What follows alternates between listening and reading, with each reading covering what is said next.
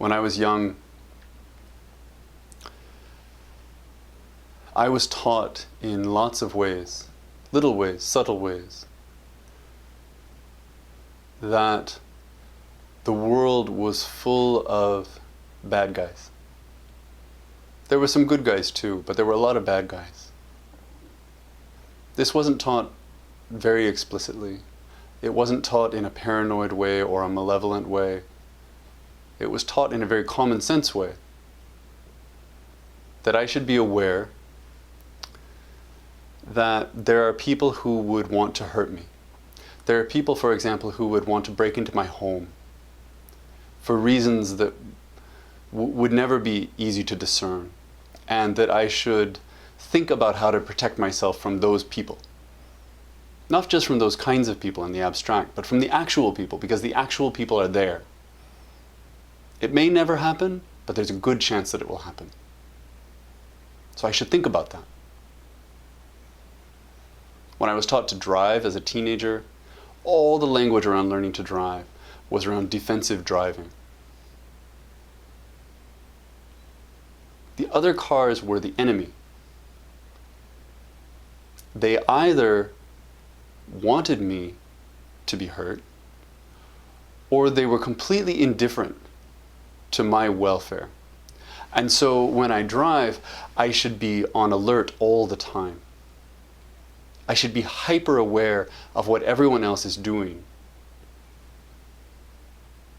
because their intentions are not good. And I need to protect myself. I need to protect whoever is with me.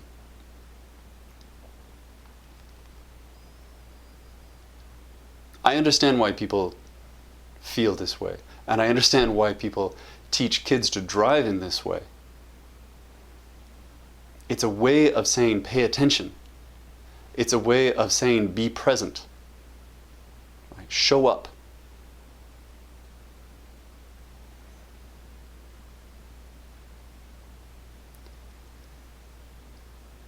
But if you believe that the people on the street around you either don't care about you or actually have an intention to harm you, then when you get out of the car, that still holds. When you stand in a crowd, that still holds. When you walk down the street, there's a basic distrust, a basic question around each person you meet.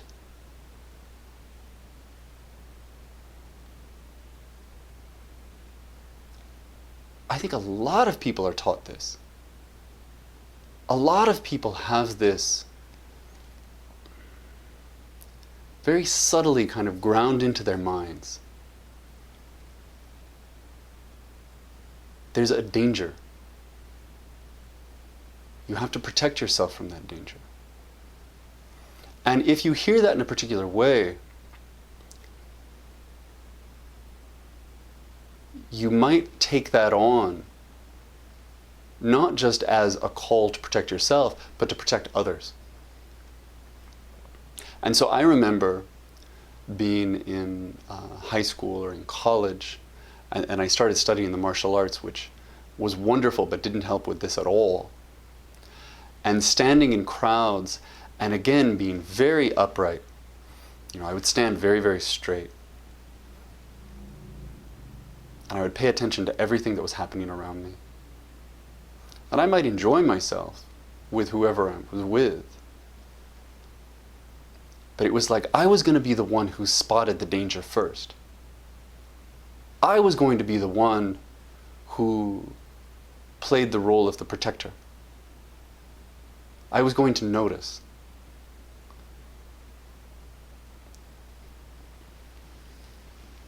Last week, we were talking about the idea of holding it all together.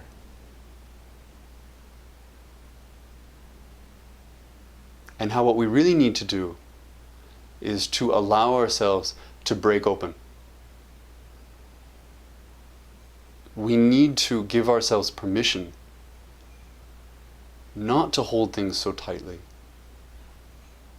not to be so defensive, but to let ourselves be revealed and to let the moment reveal itself to us, even if that's painful. And what I said last week was, I acknowledged, and so I'm coming back to this tonight, I acknowledge that in Zen Buddhism in particular, there is this other side, which is that especially in a traditional context, in a monastic context, in a temple context, in the context of priests, for example, you see this very upright posture. There's a way of holding yourself that can look very, very tight. We hold our hands like this. And there's a kind of hyper alertness. I want to talk a little bit about the difference between that and what I just described. Because if we're not careful, and if we embrace that side of the practice, we can embrace it all wrong. And it can have all those same macho and fearful trappings. I want to unpack that a little bit. Last week, I attended a conference of other Soto Zen priests, and I was asked to speak to a group of mostly novice priests about form. And it was for a very short session. There wasn't a lot of time. Mostly I wanted to be able to answer questions, but I also had this moment. I got to say something. Right? I got to use my my moment to hopefully drive home something about the practice of form. So what I wanted to say to them, what I chose to say, was that we need to make a distinction in our minds, a clear distinction between form and ritual.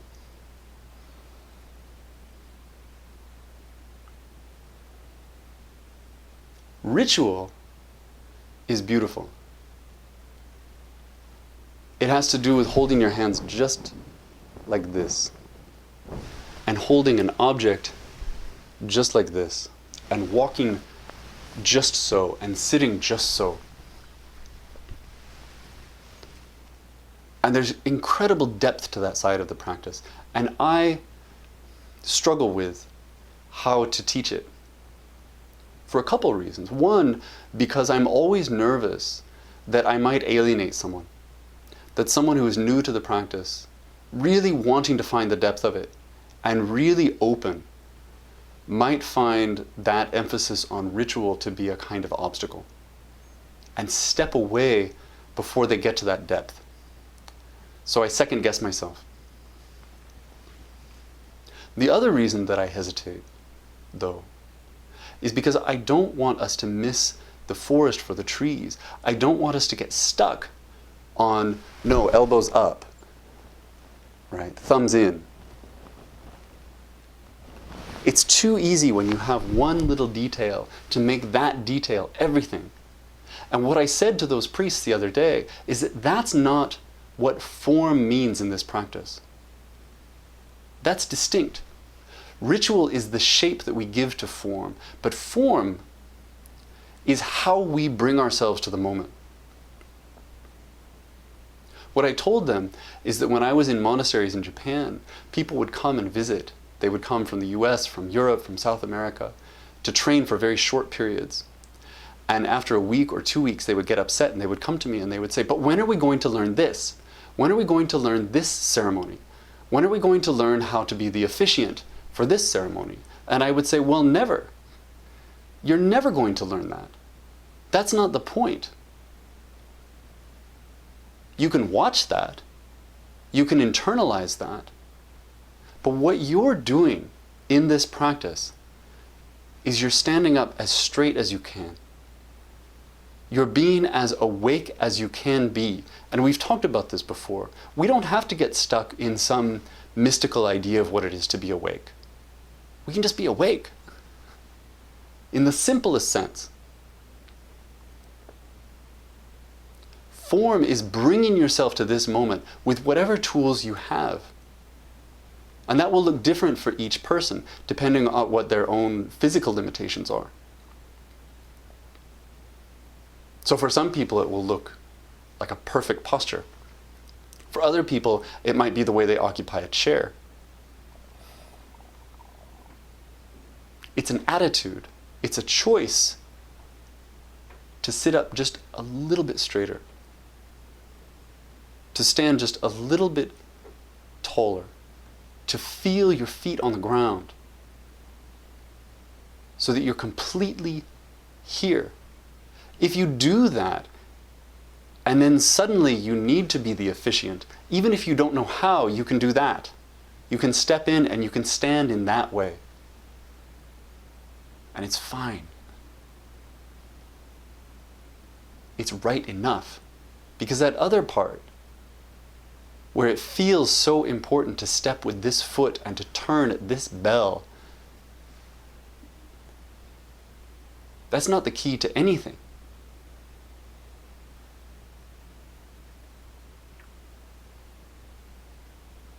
This practice asks us to hold ourselves in a particular way.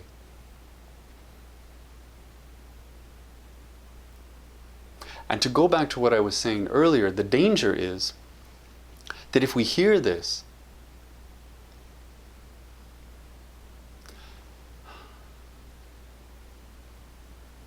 we can imagine that by standing up very, very straight, and by holding our hands just so, and by leaning in just a little bit, that we're separating ourselves from the people who are not doing that. Right? And that we're protecting ourselves from the part of ourselves that doesn't want to do it. It creates a kind of shield of safety.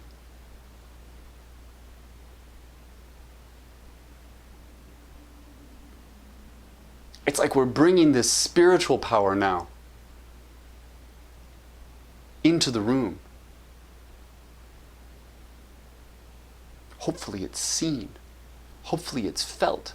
Hopefully when you walk in the room, there's kind of a blast of force that comes from you and people say, wow. Right. Please don't want that.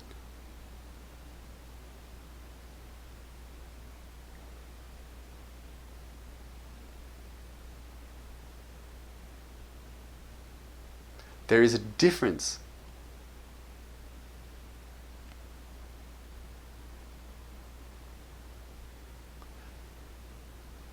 between holding yourself as an act, holding yourself up as an act of power or as an act of defense, and holding yourself up in the Dharma. Even if those two things look the same.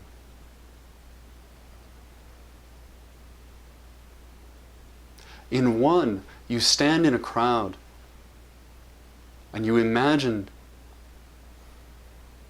that there is a danger there. That you are not a part of that danger. You are a part of the solution to that danger. Whether it's to you or whether it's to others. Everything is outside. You are a pillar of strength.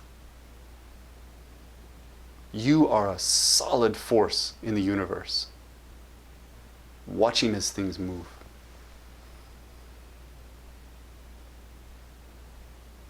Holding yourself up in the Dharma is the opposite. It's the energy of walking into the room and understanding that everything that's happening in that room is you. And therefore, that if you want there to be love in that room, that you must bring love to that room. If you want compassion, you must bring compassion. If you want integrity, you must bring integrity.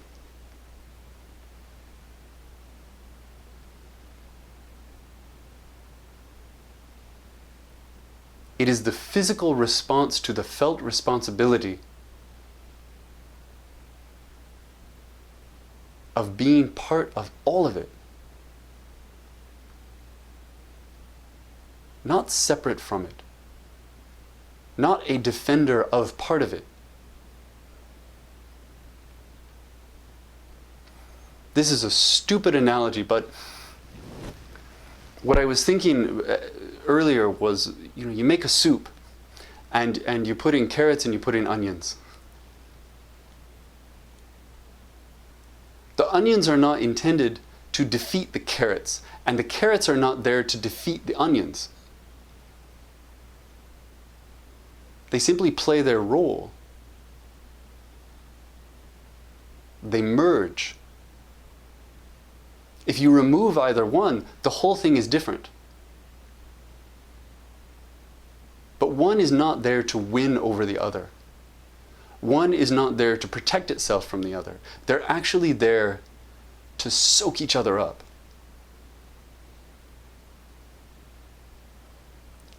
You can imagine yourself as onion, or you can imagine yourself as carrot. But in either case, if you do it, if you see yourself as part of that soup, even if you are standing perfectly straight, even if you are holding yourself in a way that exudes the power of the tradition, you're doing that from a position of being very soft, of being permeable.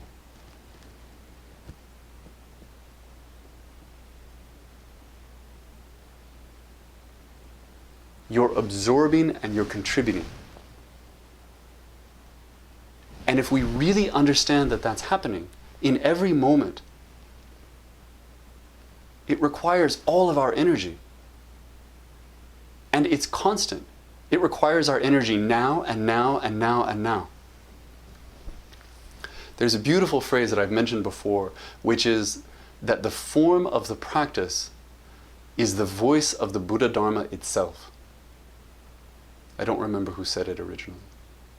The form of the practice is the voice of the Buddha Dharma itself. Imagine that you're in a crowd full of people who are upset and afraid. Or imagine that you're with a child who's scared. And you want to bring to that moment the voice of the Buddha Dharma.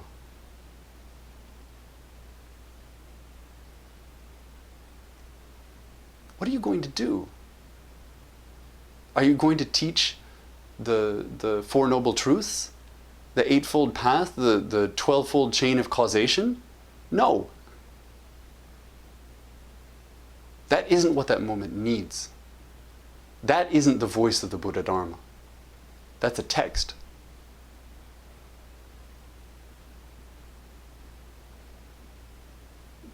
When we say that the form of the practice is the voice of the Buddha Dharma, it means that in the way that you breathe, in the way that you move, you make clear that this moment matters. That this moment matters as much as any moment matters. And so you stand there for it. And so you hold yourself for it.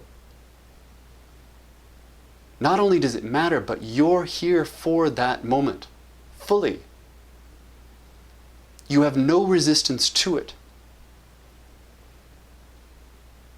You have shown up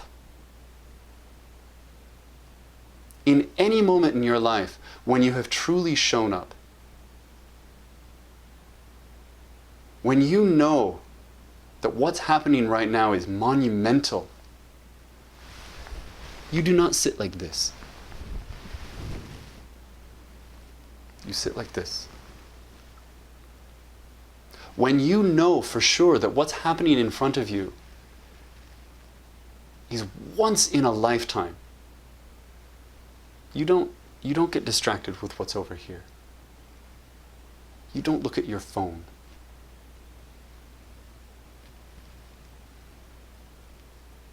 You get still and you look at it because you don't want to miss a thing.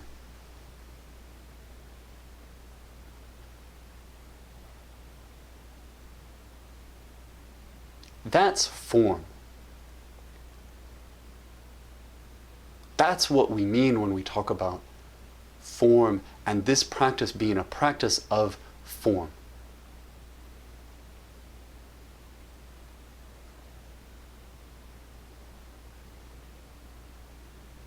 There is no limit to the depths of this, but you also don't have to spend your life studying it. You understand right now what it feels like, what it looks like to show up. The invitation of this practice is to do that right now. Not for no reason, for every reason.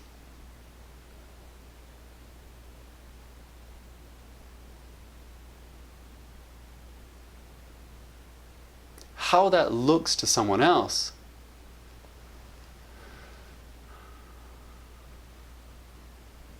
to a certain extent is a different conversation.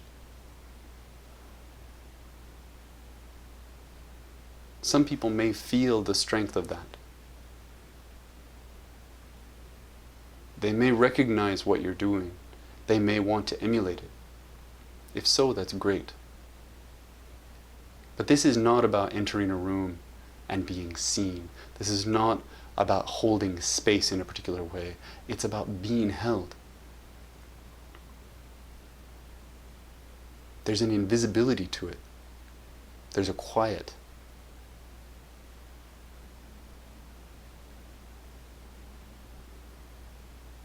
You're not owning the space. You're becoming the space. You're sharing the space. You're allowing that to be whatever it is.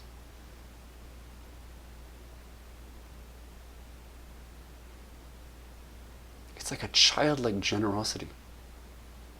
Leaning forward in your seat and thinking, what next?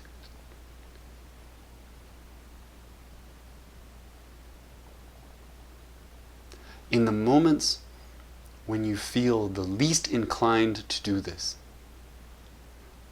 try this. In the moments that seem the least critical, when you're alone in your kitchen, see how much you can straighten your posture.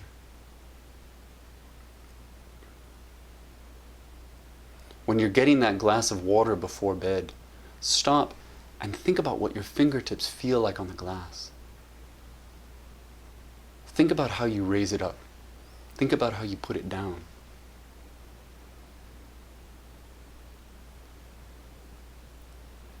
This is the whole thing.